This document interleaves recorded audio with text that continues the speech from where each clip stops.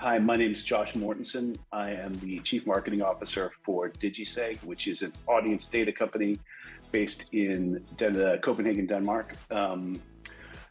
What we do is take offline data from civil sources, public data, map that to IP addresses in a way that's free of PII, tracking, or cookies, and makes us perfect for use because it's IP-based.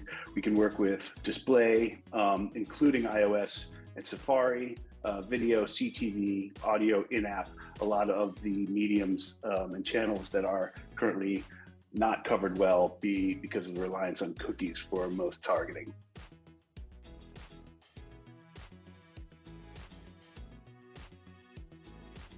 It's the promise of what we've never been able to do with TV in the past, right? Which is to measure more precisely and target more precisely.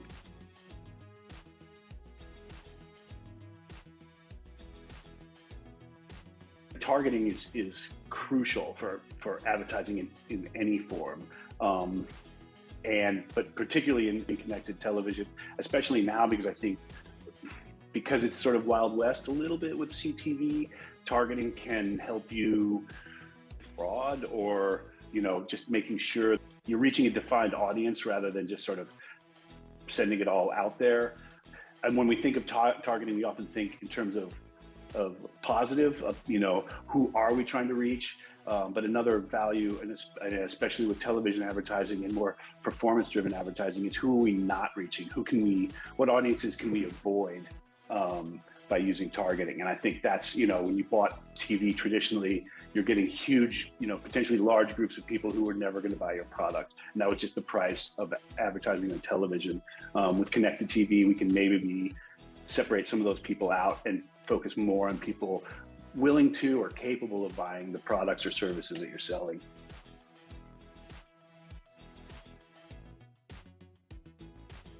The most important thing about why they're better is that they're actual. You can use IP-based targeting right now for CTV, for audio.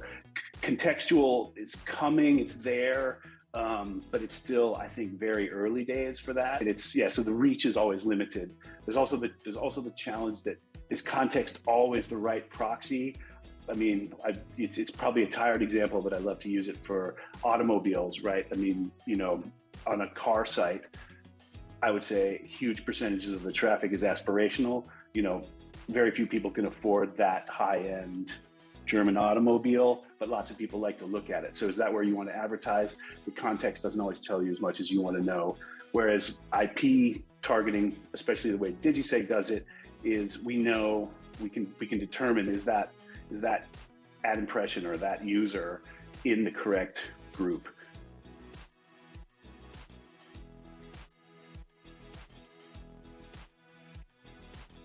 The biggest missing factor in the growth of CTV right now is, I think, the difficulty of targeting. Finding a solution to target is probably what's holding back. If there's people out there with, if there's brands out there with budget to spend, they may be reluctant because at least on linear television, they have those known measurements, those known audiences that they can buy against. CTV is still relatively unknown, and there aren't that many great solutions yet for targeting.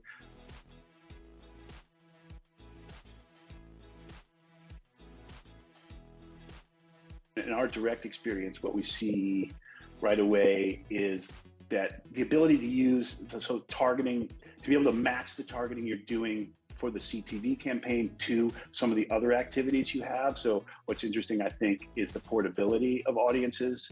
So if you can match the audience you're targeting on CTV with what you're doing on social and what you're doing with in display.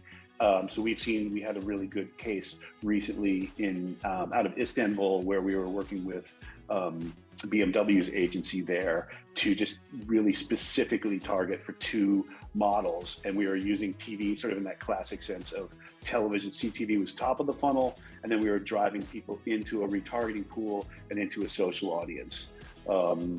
So I think that the ability to mirror audiences across cross channels, what the goal of CTV would be is like, can we unify our audience targeting across all of our activities?